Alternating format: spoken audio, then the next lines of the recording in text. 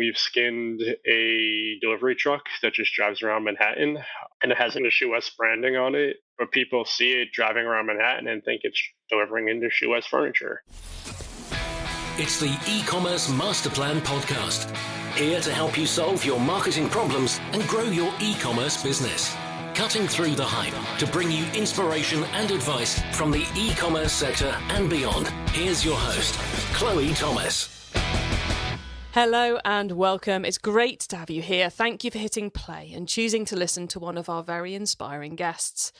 I have some crazy social proof to read out to you in today's episode. This was a lovely piece that came in on LinkedIn from Fraser from bathroomandbeyond.co.uk, who was saying about how much he has enjoyed listening to the podcast, saying, I've been listening to the e-commerce master plan constantly, and I feel it's a great podcast for attempting the brave world of building a new e-commerce site. Looking forward to hearing some more episodes. Well, look, Fraser, thank you so much for getting in touch and letting me know how much this show's been helping you with your e-commerce project. And in this episode, we're talking to someone who's also involved in the homewares sector. We've got Ian Leslie from Industry West back on the podcast again. This is his third time on the e-commerce master plan podcast talking about Industry West, and we're going to be getting into the Industry West move from Magento to Shopify. We are getting into why they're already reskinning their Shopify site, putting in a whole new theme, a whole big redesign, what the B2B Shopify plans they've got are. He's also sharing the 4 best marketing things he's doing at the moment, which sneak preview involves Post, as in mail, Vans, as in vans, AI chatbots, as in nibble, and Nosto and personalization. Lots more on that coming up in this episode. And make sure you listen to the end of the episode so you don't miss out on his top tips and my own take on this episode.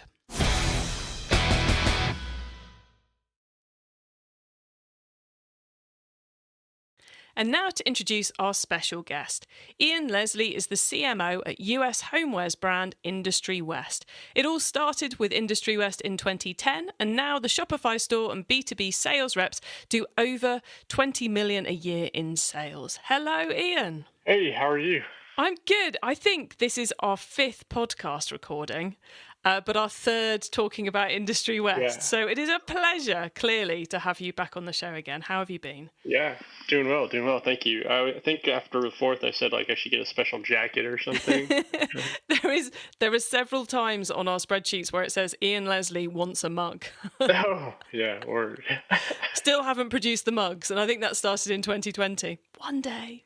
Yeah, well, now that, carbon neutral and everything as you are, I'm not going to push you on the mug. One day I'm going to come up with a good gift for people, but yeah, it's when you're trying to do it carbon neutrally, it's very, very challenging. Anyway, that's a massive tangent, and we're only 1 minute in.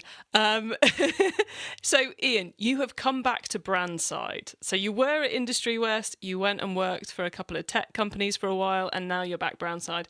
How is it being back working for a retailer again? Yeah, I've been back brand side since January, so about 10 months now. And it's good. It's great. I mean, I really think I learned that I needed the challenge of brand side. I needed the challenge of the position I was in. And while, my experience for 18 months to 2 years on the SaaS side was good, it just wasn't fulfilling. It wasn't challenging enough for me. And I think everything on the brand side, from, me being able to touch so many areas of the company to just being back with a brand that I love and, want to invest in both personally and as a business person, has been good. So I'm super excited and really happy with the move back to Industry West. Excellent. And how did it feel kind of putting on those old shoes again, if one can say?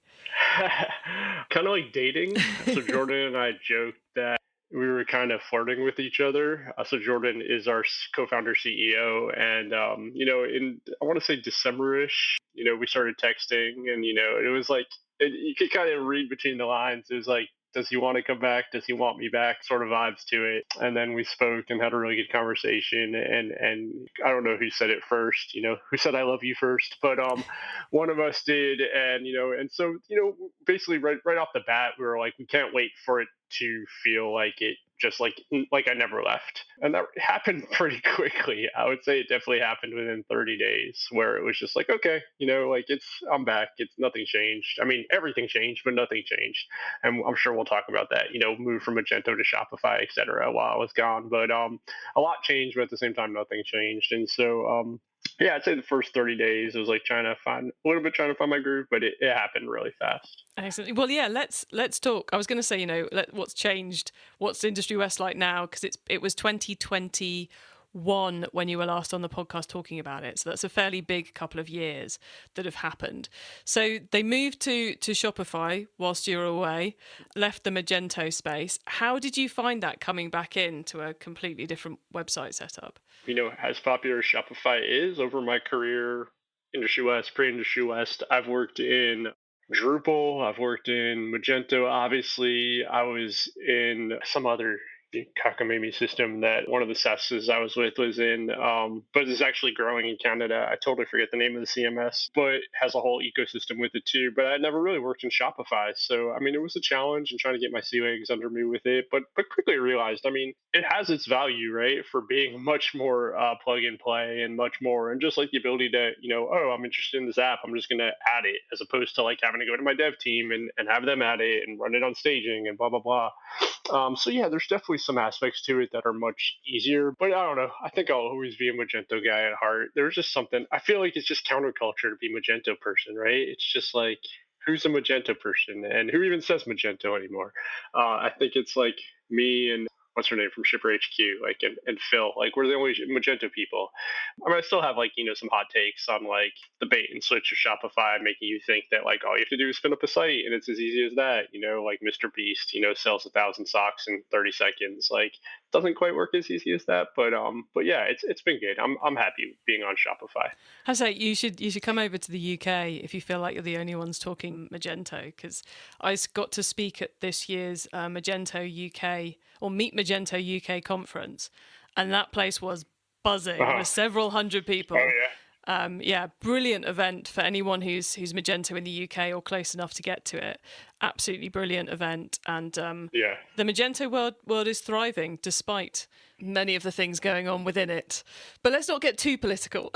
So yeah. So you still feel like a Magento man at heart, but you're on the Shopify site and you're just about to do, I guess, would we call it a reskin in Shopify land, a retheme, a bit of a rebuild, but sticking with Shopify at the moment? Yeah, I don't know what you call it. I've been saying retheme. I've been saying new website.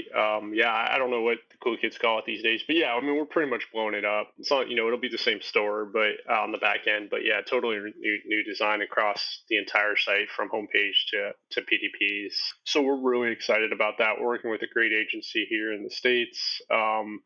They've done some great work for Noble, which is just a brand that I love. I have like 2 pairs of Nobles and a couple of shirts, and I think they did Glossier's relaunch. They do work for brands that we want to kind of associate with, which is really important in terms of like the type of brand we are. So we're really thrilled with it. It'll be launched in Q1. Hopefully, the earlier the better in Q1. But I think by far it'll be the nicest iteration of the site that I've been part of with Industry West, and I've literally been part of all of them. So, and it's funny too, because like, again, like the first Industry West site was on Drupal, which is crazy.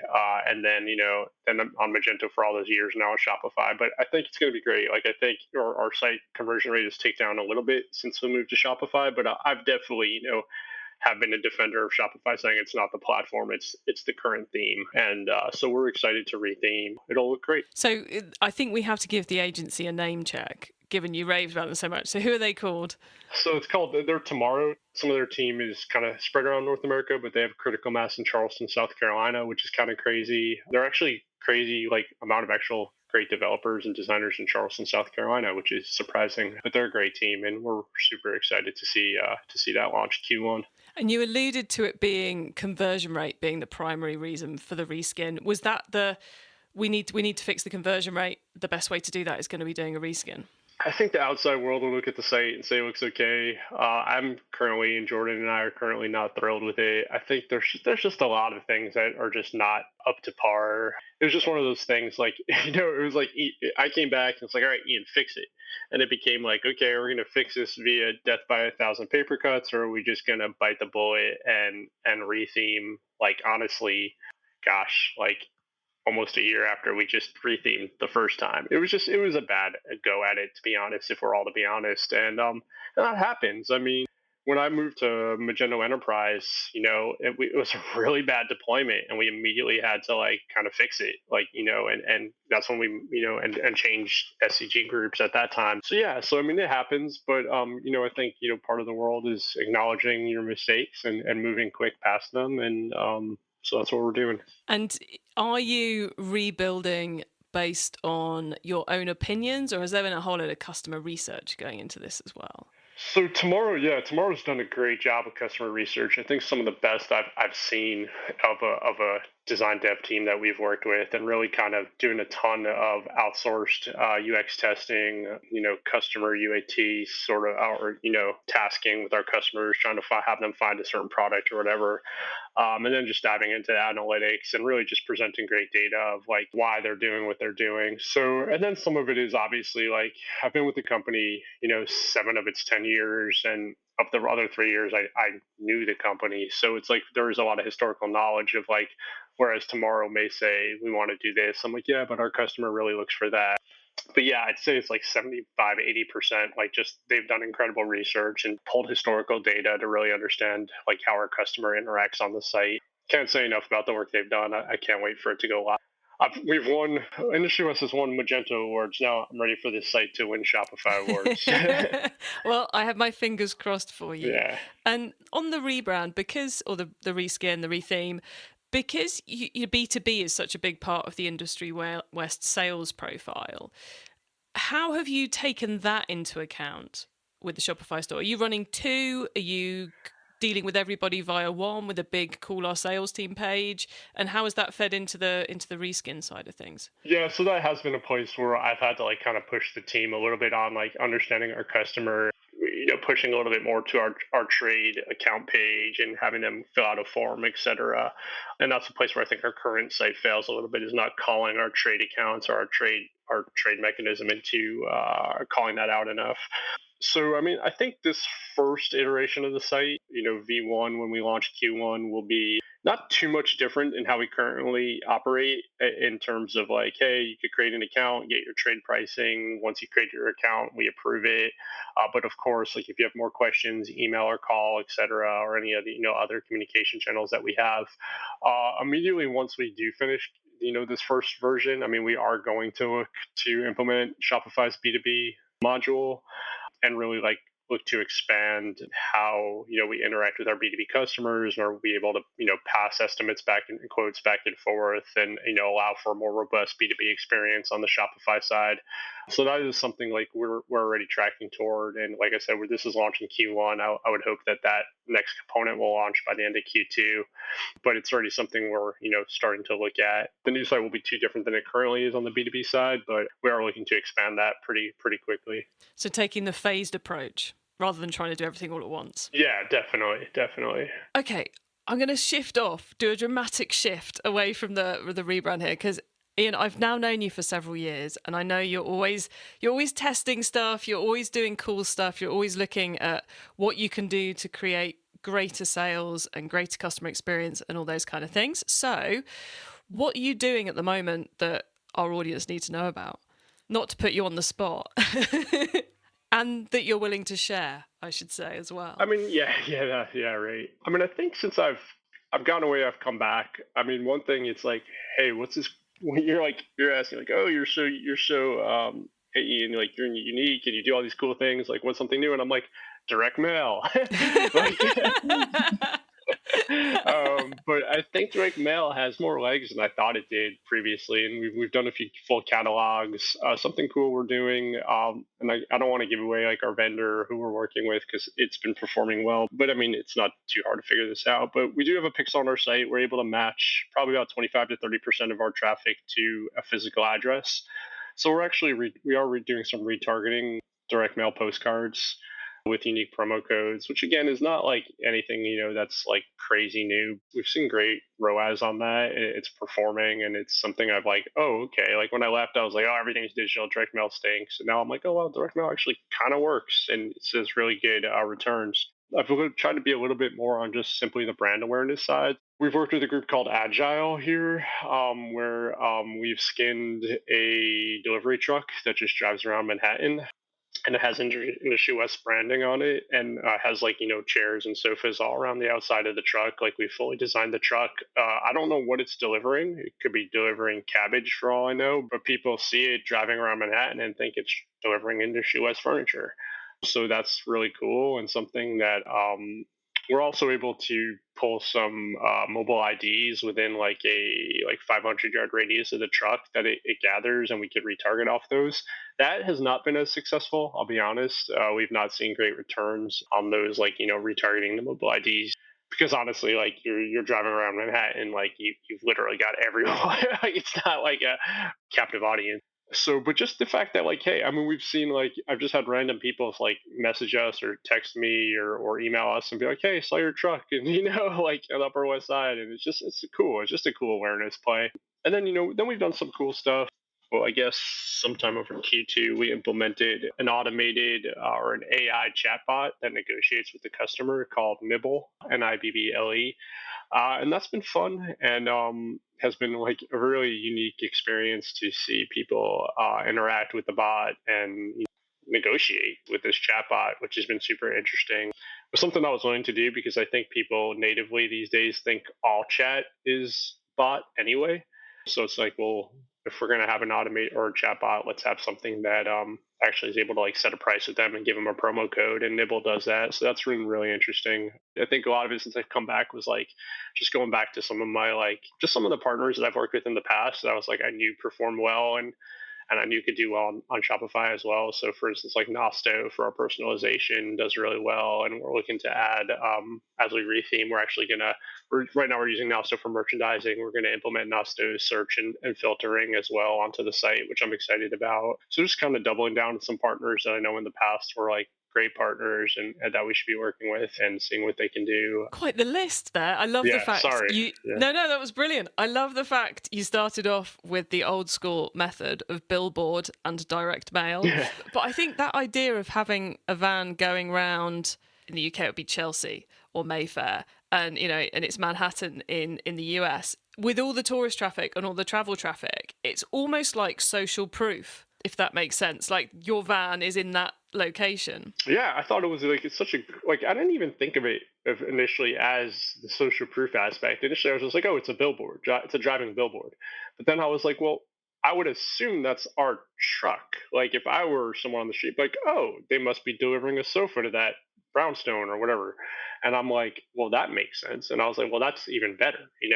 And then we could talk to them. We could talk to Agile and say like, so there was a furniture show at the Javits in Manhattan, and I was like, hey, can we circle it? Can we circle it over those couple of days and just like be a little bit more, focused in that area? And to the best of their ability, like they do. They're working trucks, so they have to deliver things. So I can't just be like, hey, I want you sitting here for the next 72 hours. But yeah, it's been interesting for sure, and it's actually more affordable than you'd think. Well, yeah, I suppose it's kind of like bonus money for the guys who are doing the deliveries. It works well for everybody, making good use of a resource that's already out there. And then on the direct mail side, I think you said you were doing catalogue mailings and then triggered mailings based on browser activity. I guess we've talked about this several times over now our fifth time talking, is that, Industry West being a bootstrap startup, cash is always king. And, so when you do it like a full on catalog, you're kind of front loading the cost on that, right? And your return maybe 30, 60, 90 days on that, which is tough because catalogs are expensive. So we have done a couple of catalogs and they have returned pretty well on the ROAS side. But when you're kind of just adding, a direct mail piece to your com flow of sorts, your triggered com flow, you're able to kind of space that spend out a little bit and have the spend come in as you're spending as well, or have the revenue come in.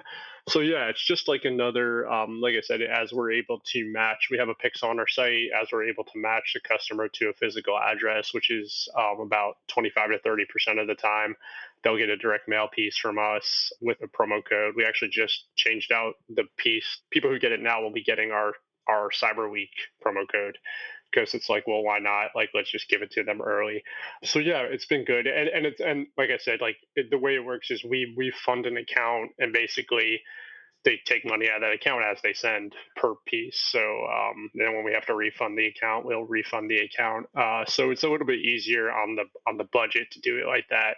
Now it's not as big or comprehensive as a full catalog, but yeah, we've seen good success, and obviously our ability with them having the pix on the site, access to our Shopify, able to track who they send to versus conversions, it's all very trackable, which always has been like a direct mail issue of mine, is like, can you track it?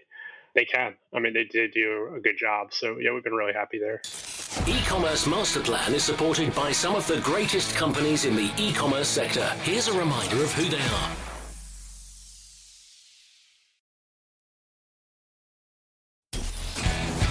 It's time for the top tips round. Okay, I love this section because it gives me and our listeners some really quick ideas for taking our businesses to the next level. So Ian, are you ready for the top tips? Yes. Okay, book top tip then. If everyone listening to this podcast agreed to take Friday off and read a book to make their business better, which book would you recommend? Okay, so I am the worst about this question because I don't read a lot of business books. But I was thinking, like, of everything I've read this year, I've read a lot of books about like free will. So there's this book called The Measure, which is basically everyone in the world gets this box, and the box basically has a string in it that tells them essentially like how long they have for the rest of their lives. And it really like creates this like mental conundrum for the reader in terms of like, are the actions they're taking a result of their free will, or is it because like what they found out pushed them in this direction? And so like you have all this tragedy and all this good thing like amongst people who have short strings versus people who have long strings, they make better decisions, etc. But it just kind of got me thinking about like, as a marketer, right, and as a business person, like how much to the free will of the customer, and how much are like we able to push them in a direction or into a decision making kind of tangent or intersection. For me, it's more like I read books that are more like these kind of mental matzo balls, if you will. I think it's a great book. It just really gets people thinking about, and I think particularly marketers, like it'll help you kind of get you thinking about like, okay, what is the customer's free will versus what is like, are you pushing the customer to complete? It's interesting. Nothing to do with business though. Well, no, I think as you just explained, it's good to read those fiction books that help you in business in a really subtle way. So I like that recommendation.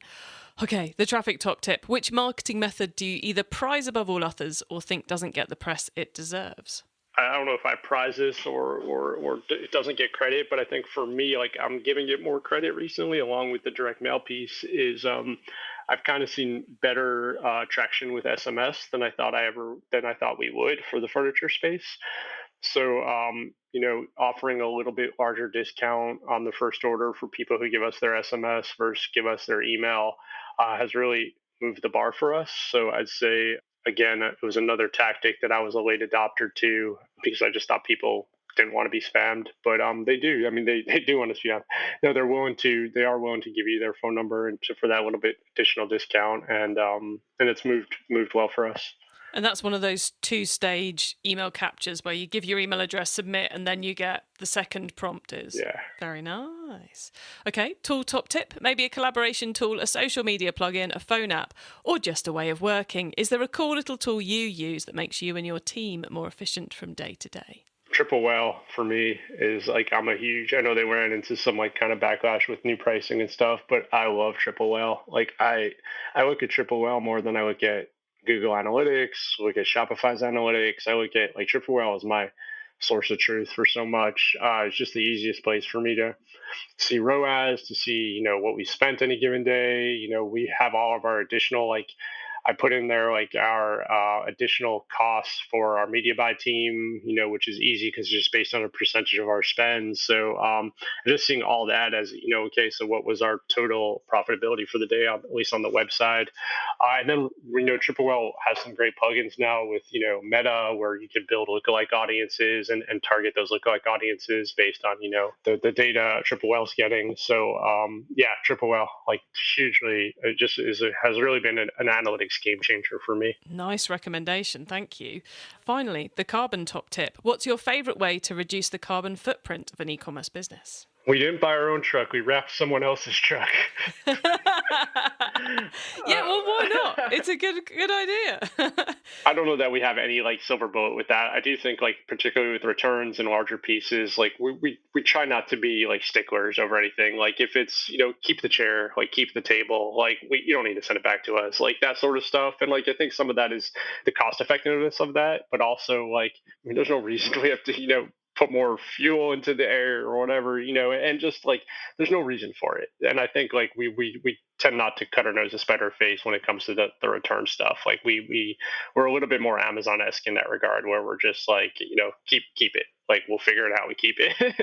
Or we'll come to you and try to repair it. Like we'll find someone in your area and we'll try to repair it, as opposed to just having you ship it back to us. Yeah, I think that's an under talked about area of the return scenario is, should I belligerently make them send it back to me so it can sit in a corner of my warehouse for the next 3 years? Or does it make more sense for me to say to them, well, if we'll send you the right one, and then would you like to donate that to charity or something near you, or keep it, or whatever you want? It's just often the practical good result for everyone. So I like that tip. I also like the van tip, because I think, often you see a billboard that's just a trailer or a truck parked somewhere. But if you've got one that's doing another purpose at the same time, I think that counts. Ian, it's been lovely catching up with you, as it always is. Thank you for all your genius. Could you please let the listeners know where they can find you and Industry West? Yeah, so obviously industrywest.com. If you're in New York, we do have a showroom at 14 Crosby Street in Soho. And as I always say, I am mostly on the Twitters, and I am at IR Leslie. Easy as that, everybody. Ian, as I said, thank you so much for coming on and giving us so much interesting stuff to think about. So thank you for being here. Yeah, thanks. Thanks for having me. And I guess we'll do number 6 soon. Always great to catch up with Ian, because he always gives so much good advice. Super thorough recommendation for Triple Whale there, and also a very good recommendation for Nibble. As you know, they're friends of mine, friends of the show.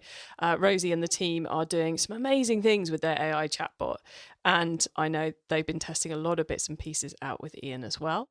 You can get all our notes on this episode, the links to the things we talked about, and much, much more by heading to ecommercemasterplan.com/podcast, where you'll find the page about this episode. Or you can use our direct to episode short link. Just put ecmp.info/episode number into the URL bar, and you'll go straight to the correct page of the website. When you get there, you can also add yourself to our email list so you don't miss out on any of the other things I share to help you improve your business. Now, if you like this episode, then why not go and get more Ian?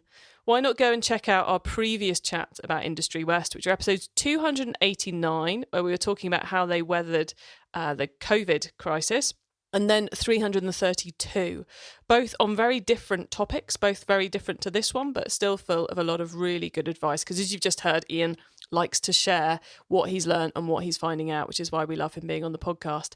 So you can find those. And if you want to hear more stuff about Shopify, ecmp.info/Shopify for all our episodes with Shopify users. Thank you so much for tuning in to this and every episode of the E-commerce Master Plan podcast. I bring you a new interview every week because I want to inspire and help e-commerce business owners like you to succeed and thrive with your businesses, including becoming more sustainable. So if you know someone this show can help, please tell them to listen to the E-commerce Master Plan podcast. I hope you have a great week, and don't forget to keep optimizing. Thank you for listening to the E-commerce Master Plan podcast. Find out more at ecommercemasterplan.com/podcast.